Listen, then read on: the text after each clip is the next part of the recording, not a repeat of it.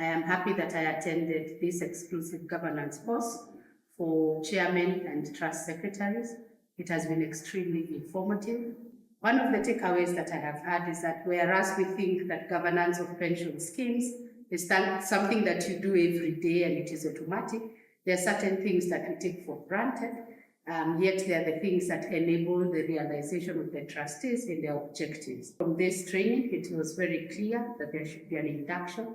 One of the takeaways that I will take back to the scheme is that we have an induction program, an induction timetable, and an induction policy that should then precede what it is that the trustees, new incoming trustees, are going to do. The second one, and most important that I have learned, is the synergy between the Board of Trustees, and in particular the chairperson and the trust secretary, so that then they understand the role that they play to complement each other.